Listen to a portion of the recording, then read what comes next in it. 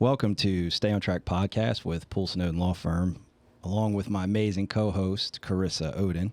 I'm Danny Poolson, and today we are airing episode six of Stay on Track podcast with Poolson Oden Law Firm. We are showcasing today entrepreneurs doing amazing work in our community, and we have a very special guest joining us today in studio, Mr. Thomas Keegan. Happy to be here. Thank y'all very much. Yeah. Of course.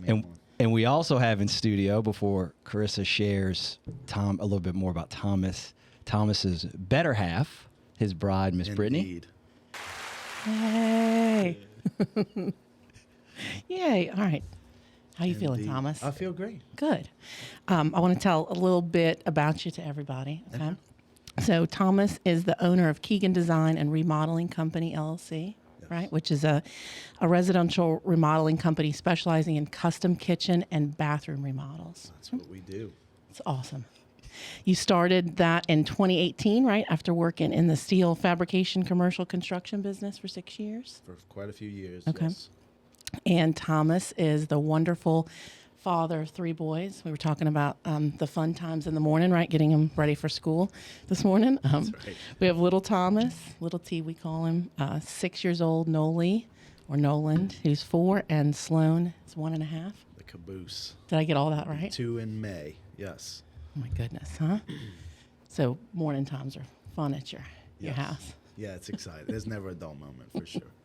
As He's, you know. Yeah, well, yes. And he's married to his beautiful wife, Brittany Nolan Keegan, with us. She's a registered nurse at Children's Hospital, and she was also a NICU nurse at Oshner Baptist for several years, right? Yes. Yeah. 7 years? It's 8 years. Were you looking for approval on that answer? No. Well, I knew 10 years. There was a significance to 10 years, but I think it's 10 years she's been a nurse. 8 of them were at Oshner Baptist. Brittany is shaking her head, yes. Correct? Yeah. Yes.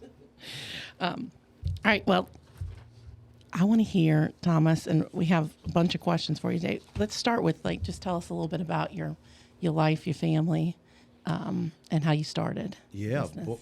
born and raised here in New Orleans, or Jefferson, Louisiana. I grew up just a few short miles from y'all's office here. Went to Brother Martin High School. 3 brothers, big crazy Italian family that Carissa's very familiar with. 2 younger brothers, 3 half sisters from my dad's previous marriage. Met my beautiful wife in 2012. Sounded like a question. Summer of 2012. We need to give Brittany a microphone. We dated for a few years. We got married in 2016. We have 3 beautiful, healthy boys, crazy boys. And Brittany is a nurse. Loves what she does every day. She goes to work and has stuck with right by my side with this crazy ride of starting our own business.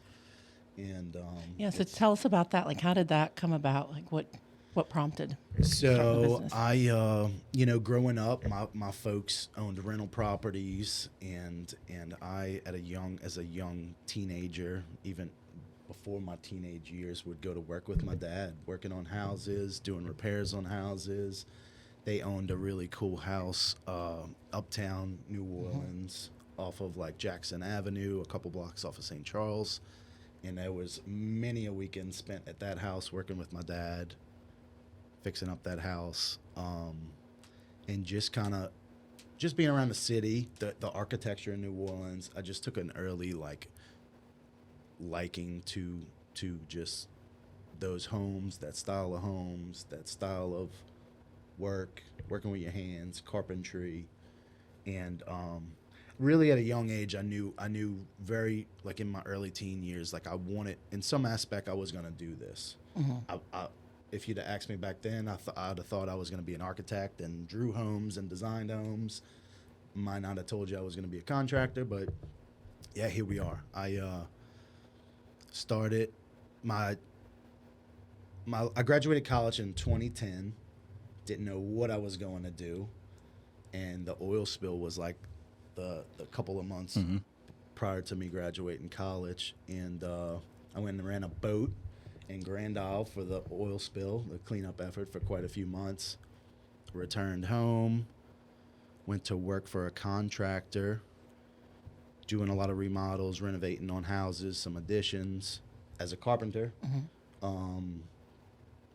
And then did that for a couple of years, and then went to work in commercial construction, steel fabrication. Had a buddy starting a fab shop, a commercial fab shop, doing beam and column fabrication for schools and government buildings, and started out there in like 2012, I think, and was in that industry till 2018. Got laid off in summer of 2018. And that is when Keegan Design and Remodeling was ultimately born. And Brittany's off camera, smiling and shaking her head up and down. And yeah, I bounced around. It was like 2 or 3 different fab shops for a couple of years at one. Went to a pretty big outfit, New Orleans Ironworks, for about a year and a half or 2 years, which is not far from where we live now in Belle Chase. A little further south down Highway 23, and then ended up back at more or less for the same outfit that I was at. Was laid off after being back a year and a half or 2, and just decided like that was enough for me with the commercial construction in that industry. And you know, I came home and told Brittany, like, this is what we're gonna do. We're gonna start our own business. Like, this is the time to do it. If we don't do it now, it's not gonna happen.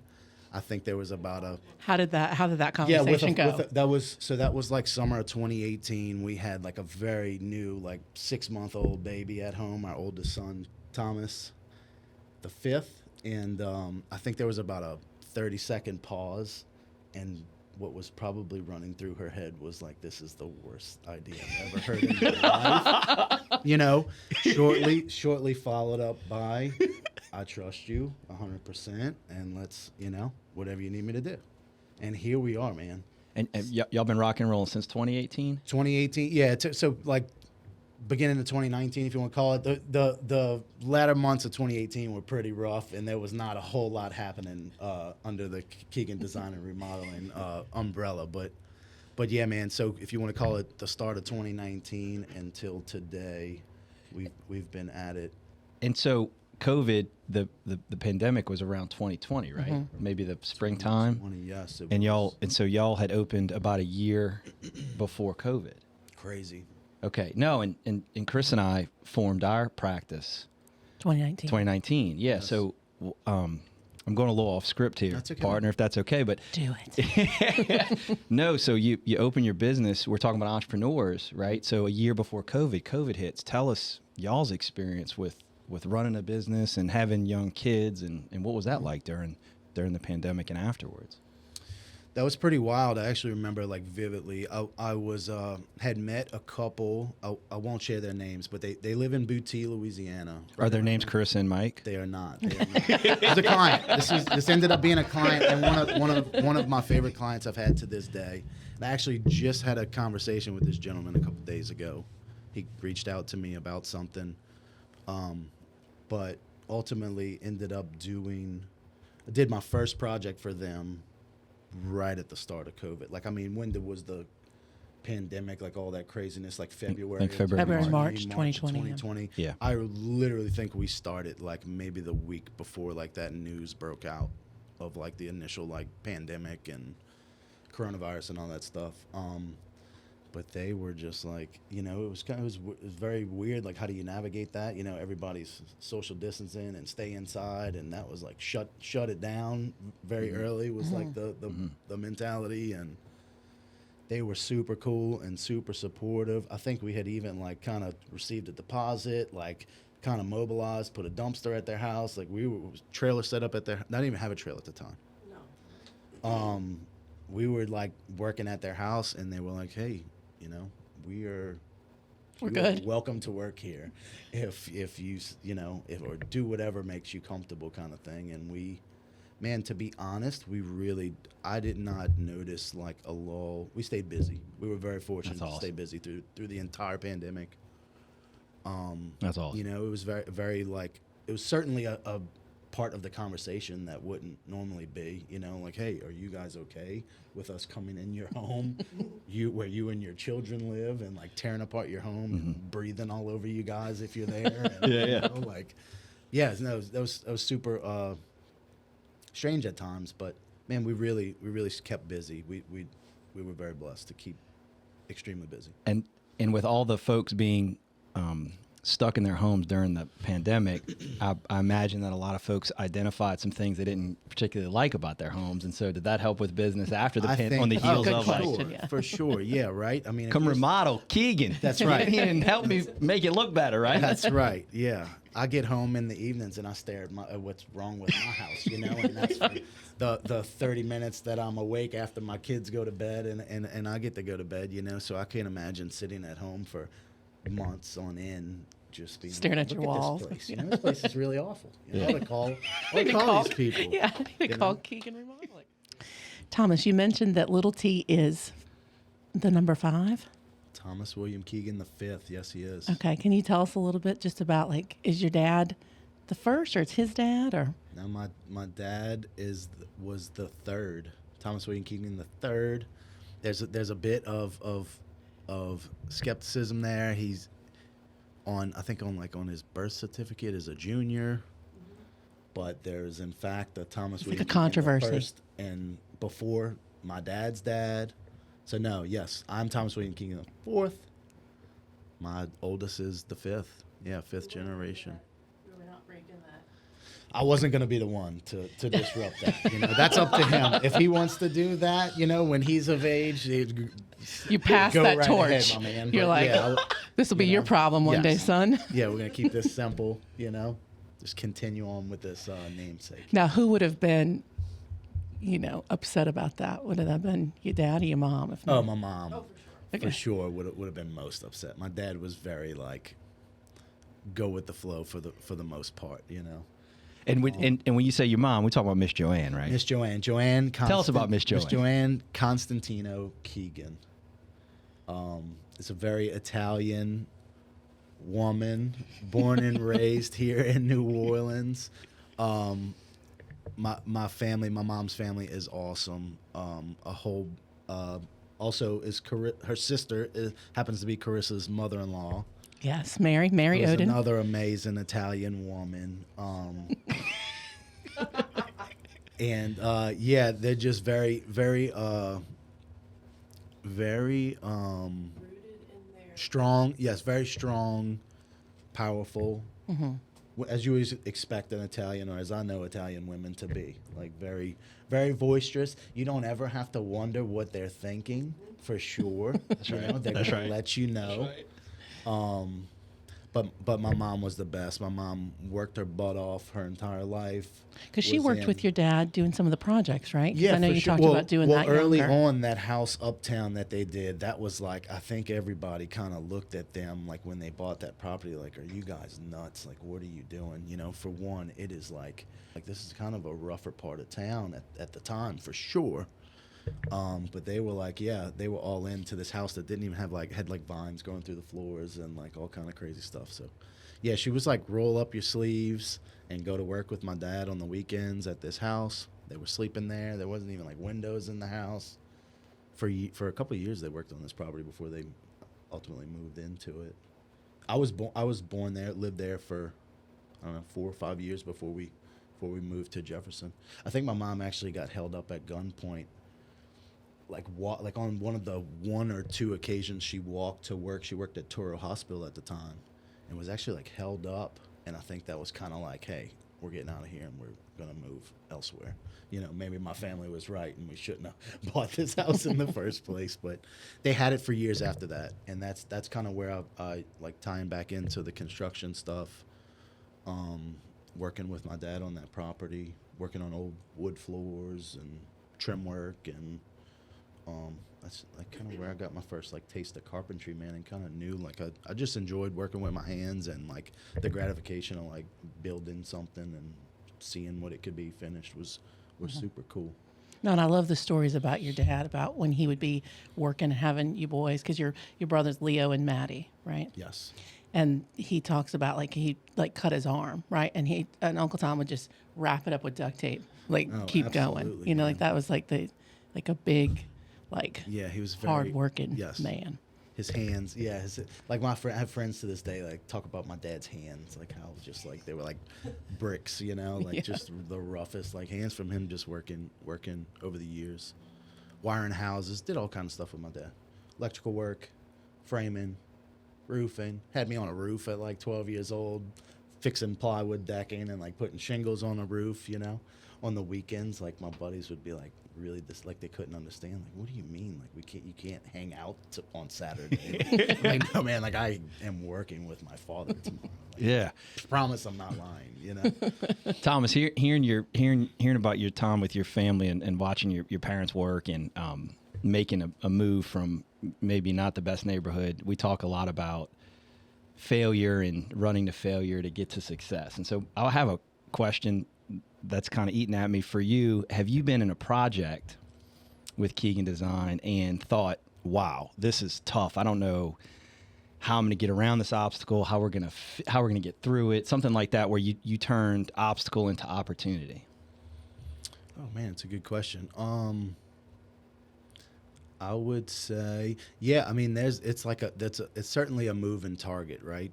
Coordinating the different trades and different subs, and there is ultimately however much you want to plan and prepare and do all your pre-construction and design work and all with a client.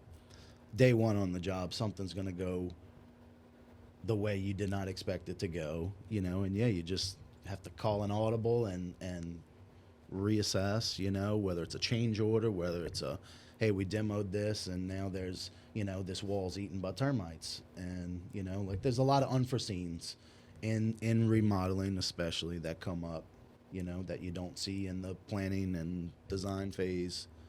But yeah, you just learn to deal with them as they come, for sure. Didn't Mike Tyson say something like everybody has a plan until they get punched in the mouth? In the face. That's right. Right. Yes. So no, and do you have any kind of specific examples where you get into a project and you and Brittany are all excited and it's like, okay, we're going to do 1, 2, 3, 4, boom, boom, boom. And then all of a sudden something happens and you're like, oh, how are we going to figure this out?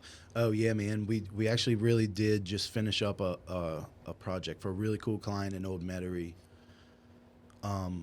It's one of the only homes I've been in Metairie that has a legitimate like basement in it. Like walk down like 12 steps and like in a basement, and their laundry room was in a basement. Moved the laundry room up to like the living space, added a bathroom, but the construction, there was like, this house super old. There's no like wood framing in the exterior walls. It's like structural. It's like actual. It was terracotta blocks, like structural blocks. So like it really turned into like having a like, you know, our traditional way, like how we were doing a bathroom and how we like waterproof and fasten like all our waterproofing system and stuff to the walls. It was definitely like had to just take a step back and like, okay, how do we navigate this, you know? But that was an instance recently that took a little brainstorming and like figuring, but we worked through it, you know, got through it without too much of a pause and kept the project moving, you know. Yeah. Is there a situation where you're thinking at any moment, we're not going to be able to do this or we can't do this? No.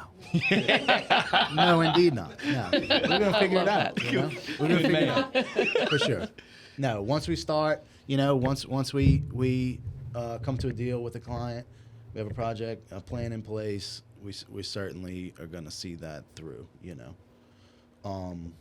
We're big. I think there's like a you know, like maybe a misunderstanding. Like I think contractors get like a stigma put on them of like just like someone trying to take advantage of somebody. Sounds a little bit like lawyers, don't you think? Yeah, Right. I was just thinking that. Right. Yeah. But no, man, we really do like a design and like the finished product and like turning over like a really functional space and like what our clients dreamed up their space to be is super important to us. But like so is like building a relationship and like an ongoing relationship. Like I mentioned earlier, that client in Booty, I think we got off track a little bit, but I've actually redone that person's house two different occasions, 2 different hurricanes. The first one was at the start of COVID in 2020, when we literally started like that month, that February or March, on their house. And then Ida, most recently, they called us back a second time to redo their home. And that's a gentleman I spoke with just a week or so ago. So like we were catching up about, I picked up golf recently in the past like 6 months, and we were sharing how one of his sons is into golf now. They were both big baseball family too. We had that in common. So yeah, there's a relationship there I think will like go on for a long time. And it was a client, you know. We showed up, they had something they wanted done. We you know, did what we said we were gonna do, and you know, that there's a lasting relationship there for sure. That means a lot to me, for sure. No, and I think, Thomas, if you don't mind, like for people that are listening, tell them about like what they could hire you to do, right? Because they may be thinking, does Thomas do anything in the house? We do trim work. We do we can do small additions, but like kitchen and bathroom design is like our bread and butter. Okay. Like we have worked with clients in the past where like maybe they've had an architect already, or there's an architect that's a friend of the family that drew plans for them, or they already are working with a designer. We have done that in the past, but we prefer to like do just a turnkey, like from our initial like meeting and consult, working through the design phase and pre-construction phase with our clients on like designing that space, establishing a budget, all the way through, you know, purchasing all the materials, coordinating all of the subcontractors. Like we do everything in-house. It's a turnkey service. You say, hey, I want to do, my kitchen needs redoing. We sit down, come up with a design, you make all your selections, and then we till the day we're finished, you know, and handing over your new kitchen or bathroom. And you're pulling all the permits and doing all that for the property owner? Yeah, we've done it both ways. I mean, sometimes a client will go to the city and file, but yeah, we provide design services, an engineer if it's required, if we're doing like a load bearing, taking out a wall and putting in a beam. Any drawings, like for construction drawings that are required. We've got, you know, people past you know, relationships with designers, engineers, all of our subcontractors, you know. Because when you say turnkey, is it one-stop shop where if someone wants to get their kitchen done or their bathroom done, they meet with you and you're the guy and you get it from start to finish. You take care of them. Yes, indeed. Nice. Now, Yeah. one of the things, Thomas, if you could talk about what I love that you were kind of talking to us earlier about before we got on the podcast.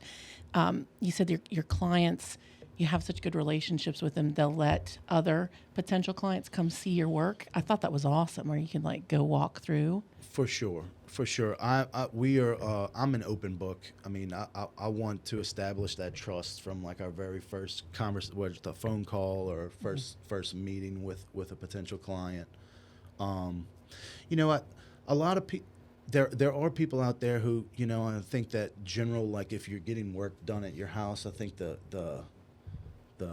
idea is you get multiple quotes and it kind of becomes like a bidding war. Whether you are not that you're necessarily like looking for the cheapest price, but like that we like to.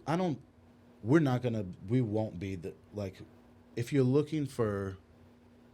You know, we want to deliver quality. You pay for what you get. You pay for. Yeah. I stand by that. I am that way about a lot of things in my personal life. But yeah, for sure. And we certainly deliver a quality product that's going to last, you know, hopefully you enjoy for years to come until if you decide to sell your home or whatever you do. But, you know, I have clients that if something comes up a year later, there's a little crack in this, or you know, like warrant, like in the trim work, or a little painting defects or something, we're there. We're not like collect your check and we're out of town, pull the magnets off the truck, and you know, nice knowing you.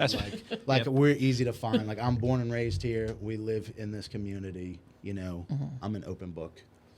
You're welcome to if get back to your question. I have clients like the gentleman I spoke of, I just talked to a week or so ago, who have opened their doors to other potential clients to go see past projects. You're welcome to come on a current project and see what we're doing. You can talk to my subs. You can talk to our in-house people. We're all about building that relationship and that trust, and delivering a really nice quality product. And for purposes of the renovation itself, kitchen and bath, when you're talking about the property owner selling their property, it's really an investment in the property that can actually add and enhance value. Yeah, right? no doubt adding value. Yeah, no doubt you're adding value to your house, whether you're adding square footage or you're just doing, updating a kitchen or bathroom, for sure. When you think, some people may think of a bathroom. I think a lot of people out there, like DIY people, think of a bathroom and it's like, oh, well, this is a small space, relatively, like it might be the size of this room we're in, right? But really the trade, like we have almost on some projects the same amount of trades that go into that bathroom as it does if we were building you $1 million home, And from a design aspect, do you also help with ideas for design? Yeah, for sure. We do some of that in-house. I mean, some people come to us, they know exactly what they want or have a really good idea of the space they want, and we just help them make some selections, and it's a super simple process, and we can get right down to getting started and going to tear up their house and then make it pretty again, and then others will hire a designer and an outside designer and purchase you a design you a space, and go from there. We want that. We don't want to just do your project for the sake of like making $1 and thank you, wham bam, thank you ma'am. Like we really want there to be a lasting relationship there. And where are you working in the community? Sounds like how. So right now we're in Metairie. We've been doing about the last year and a half or two. We've been in Old Metairie quite a bit. We're working in Lakeview. It's technically New Orleans, right at the end of Vets. Like off of Florida Lee right now. We're doing a pretty sweet custom kitchen for an awesome couple who was who's the daughter of an awesome lady we just finished a project on last year, a really nice master bathroom. That's a lot of what our client base is, like referrals. Like, you hired me to do your kitchen, and then your kids' friend's mom is now hiring us to do a bathroom because they learn about the relationship, that they see the work we've done, they come over to your house, they see the space, but then not only that, like what type of person, what the experience was like dealing with us. I mean, new construction and remodeling are very different, right? A lot of times our clients are living and dealing with our mess, like while we're every in their day, space, you know. So we do I think we do a pretty bang up job of like site protection, containment, putting up dust walls, air scrubbers if necessary, if we're doing like some really funky demo, to like just try and be mindful that these people are like putting up with us a lot of times, and we're gonna turn them over, like keep their house, give it back to them better than we found it. No, that's awesome.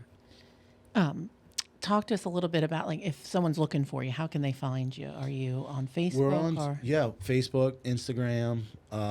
We can put my personal cell phone number out there if we need to. Calling Keegan right away. He'll make your home good today. That's awesome. Social media: Facebook, Instagram, Keegan Design-remodel.com is a website. Email thomas@keegandesign-remodel.com. Your personal cell that's going to be on the screen. Absolutely. Yeah. Call. I give it to my clients. I mean, I'm easy to find. I'm super transparent. They have a problem, they can call, text me, And so you have a team with you, Thomas, that's doing the work with you, or how? We do. So we have a team. So, I have a handful of people that we trust that have worked for us for years. Have the same plumber I use, same electrician we use, same painter I use, Same goes back to that trust. Like, they know what we expect. They know how we try to keep our job sites, and the quality that we're trying to deliver to a customer. And along with the remodeling, I know you brought us today into the studio a beautiful cutting board that you made. Yes. So are there places where, like, are you making other pieces of custom furniture, and then are you? Yeah, you know, so that's another venture we're trying to get going. Woodworking, reclaimed lumber, antique doors, maybe some old European doors we can incorporate into a bathroom or into a kitchen remodel. That's furniture making. That's been like a passion of mine and something we're trying to get going and come up with a shop space this year to start cranking out more of that stuff. But yeah, the cutting boards, tables, any kind of like epoxy type tables, benches. We're trying to get that off the ground. We got a market we're going to be doing. It's at a park in Belle Chase. It's called Market in the Park. There's a really cool park. It's an underutilized park in Plaquemines Parish that they've cleaned up. It's pretty nice, and this is something they're trying to do to get people down there. and you'll be out there. Like, is that We'll every be there Saturday? as a vendor. or Yeah, we're how going to does be that there work? one Saturday a month. I think it's the third Saturday every month. We'll be there the next few months. Yeah, selling some of the furniture pieces we've been making, and just there's going to be food trucks. There's going to be a DJ. I think it's going to be a good time. Awesome. So, ultimately, we'd love to have a studio, a space, a studio, a place to do the furniture stuff out of, the custom furniture stuff, but also have a place to bring clients and sit down and work on our designs and stuff, and showcase, some of the selections and stuff that can be made, but showcase some of the pieces that we're going to be building here in the near future. I think what'll happen first is we'll have a space where some of that stuff will be available to view, like the furniture stuff. We get in a space pretty soon, hopefully over here in Jefferson Parish somewhere, I think is the plan. But ultimately have a home base for the business, office space, place to park the trailers and stuff, and all of that jazz, Thomas, talking about Keegan's Crafts and your woodworking, you actually brought for us something that you made as kind of a gift to be on the podcast. Tell us about that. Yeah, it's a cutting board, charcuterie board, whatever you want to call it. It's pretty cool. That one's made out of it's an olive wood. So if you get really close to it, it smells like it smells like an open jar of olives. It's kind of cool. Yeah, you're right. But no, so that's kind of something. The furniture making something I've always had a passion for, and it's kind of become a thing with our like kitchen and bath clients. We'll gift them either like a nice cutting board or a nice board to lay over a bathtub, set a book on, set a candle on, glass of wine on, kind of thing. It's kind of something cool, just to thank you. We like to think we established a pretty cool relationship with our clients, and really do appreciate the a lot of our clients are repeat clients, man. They'll have us back 2 and 3 times in their house to do the next thing or do the bigger project, and that means a lot to me. So, I really appreciate the business. So it's a genuine thank you. That's terrific. So it's just kind of a little. You just kind of want to show them I'm going to go a little above and beyond for y'all, For sure. just out of appreciation for the business and doing the work with them. For sure. Oh, that's awesome. Very cool. Very cool. And we're very appreciative of the charcuterie. I think that's how you say it. Charcuterie. Charcuterie? That's how you say it. Yeah. Charcuterie. I stumble on that word a lot. It's one of those words. Yes. Yes. No, we appreciate that and excited. You've got a stamp or a brand or a seal that you put on it? Yeah, we'll put a little brand. It's just a little brass brand that we've had the logo put on, and you heat it up with a little map gas and kind of burn it into the wood, and it's in there, it's permanent. Fantastic. Do you let the boys do that? Can they do that yet? They've been around while doing it. Yeah, we don't let them play with the brand yet. We don't want them branded. On Branding each other, maybe. Right. Yeah. That was a good question, Carissa. Right. Well, no, just you How old worked are with these your dad. You said you were on the roof at 12. I don't know. You maybe starting them Right, young, right. doing stuff for the business. They're interested. They're out there. They're into it. Anytime I'm outside. It's a partner. It's a different day. Yeah. We used to not wear seatbelts. Can't Right, wear seatbelts. correct. We used to run on the roof. Can't run on the roof. So That's right. Thomas, how young are your kids that you're not letting use a brand? Because Brittany's sitting right here going, no, they do not use the brand Carissa. They are 6, 4, and about to be a 2-year-old in a couple of months. And how hot does that brand get? Oh, it gets red hot. It gets red hot. Yeah. All right. Okay. So maybe it's a poor question. Did they get? So early on, man, when like I talked about like me approaching her about starting a business, and I think her answer was kind of like, with what? Like, what do you mean? Like, what do you? With your good looks, baby. Right, with, right here. Right, exactly. Right here. Yeah. My hands.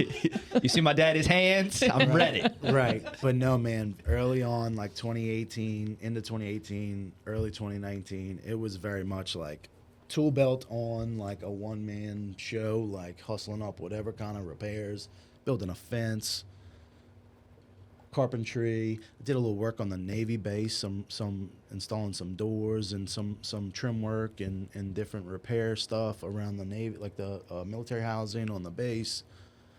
Just kind of hustling up anything I could do. But it was very much like throwing a bunch of tools in a truck and like going to work.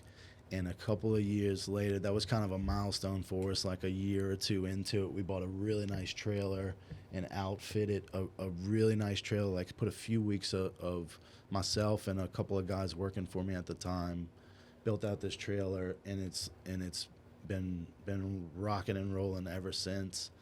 And like super efficient. Everything has a place in the trailer, whether I'm there, whether we have a full-time carpenter right now working for us, Nicholas Licata. Shout out Nick. Nice. Is an awesome guy, actually a lifelong friend of my brother's, who, you know, if our subs need to use anything out of it, like everything has a place in the trailer. It's super efficient, keeps us moving.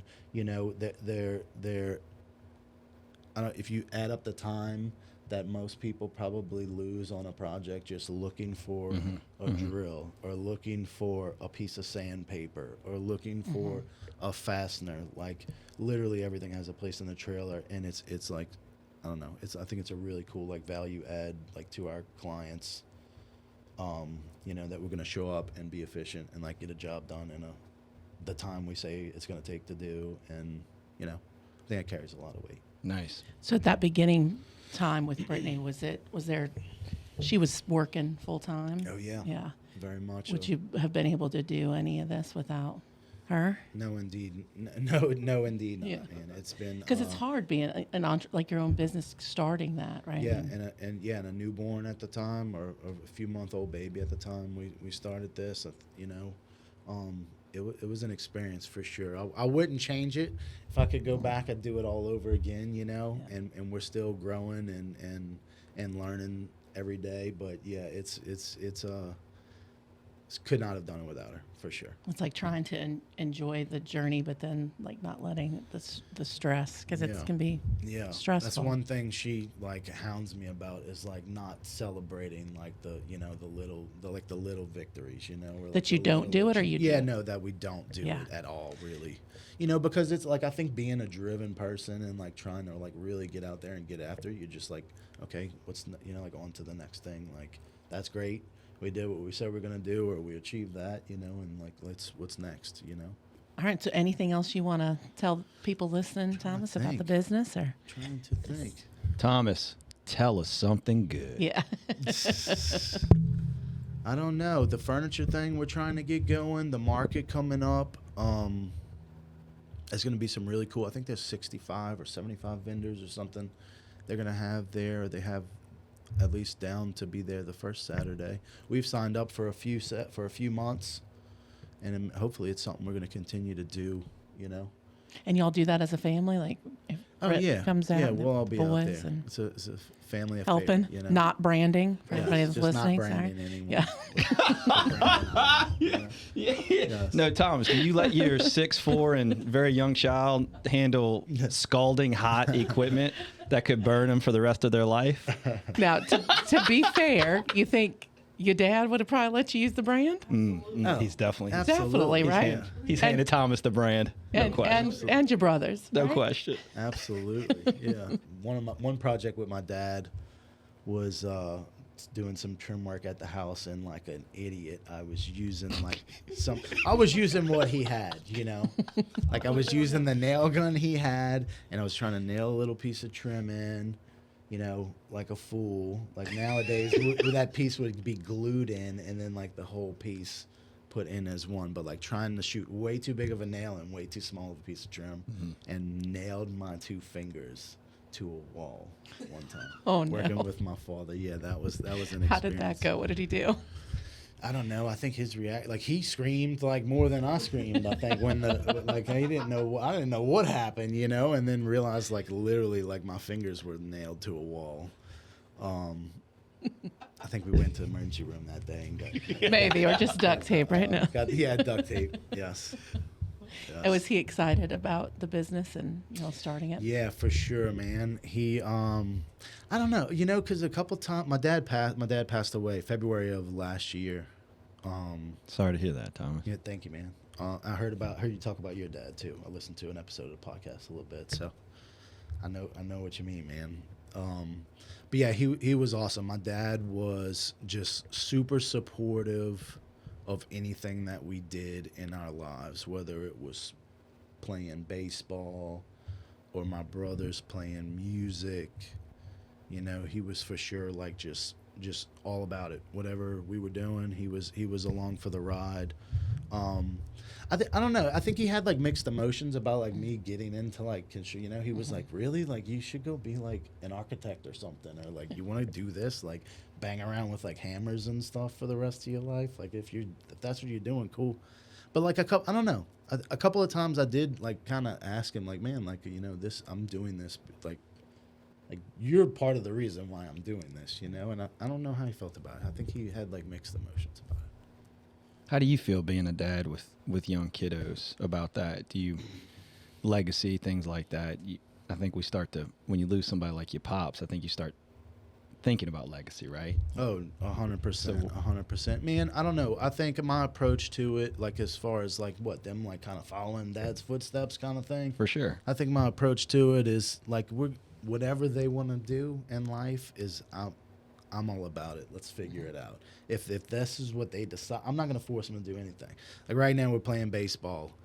My oldest, we did T-ball a couple years ago, and then he played up. He's got a funky birthday, so he actually played up in true sixes, which was like coach pitch baseball last year.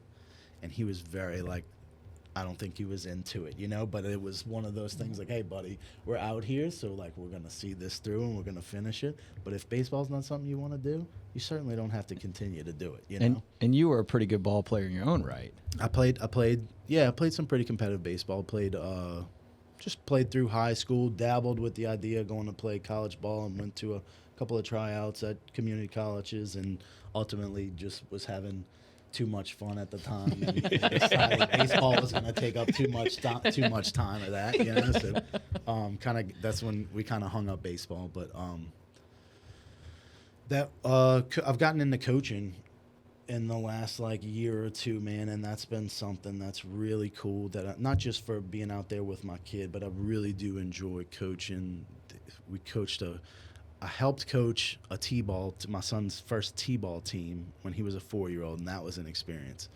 But then last year, it's like we've only been 2 years. Last year, we coached a true sixes coach pitch team, Plaquemines Parish Rec Department, which we won the championship. Nice. So, and my man's been asking about when we're going to start baseball again. So he's gotten me up and out to the field to practice on his own, like multiple times mentioned it. So we went out the other day. We just signed him up for baseball again, and we're going to try and run it back for a 7 and 8's, Plaquemines Rec Ball Championship, Yeah, nice. You're right. That's awesome. Yeah, but no, anything they want to do, I'm all for it. I don't know. I would love to leave them. I'd love to leave them a business, something that takes care of them one day. When I'm gone. But as far as like anything they want to do in life, I'm on board with. Our oldest wants to be a veterinarian. Nolan wants to be Spider-Man. Nolan, our 4-year-old, wants to be Spider-Man, and I'm all for it. So Whatever they want to do. yeah. Talking about the baseball, man. But so yeah, you asked about me playing ball. Yes, loved baseball. It was like all I wanted to do. Wanted to be a baseball player. as a kid, like big LSU baseball fan. As a kid, wanted to play baseball for LSU. And I had a couple coaches in my life that were really like made impacts on my life. In fact, at my dad's, 2 coaches in particular, I won't say their names, but they know who they are. Shout out JPRD East Bulldogs. They were. I haven't seen them. They coached me as like a 14 and a 15-year-old kid. Probably some of the most competitive baseball that I got to play. Even like over high school, we traveled around the country and played some. Took some names, and kicked some butt. Nice. But I hadn't seen some of those guys. One of them I talked to a little more frequently. The other one I probably hadn't seen in 15 years or so. They hadn't coached me in over 20 years. And those 2 guys were the first 2 to step foot into my dad's funeral, which was really, I'm getting emotional thinking about it, which was like something that just as a testament to like the kind of people they are and the kind of like young men that they, coached up, which is, I'm looking forward to get to do that with the kids, the group of kids that we're coaching right now.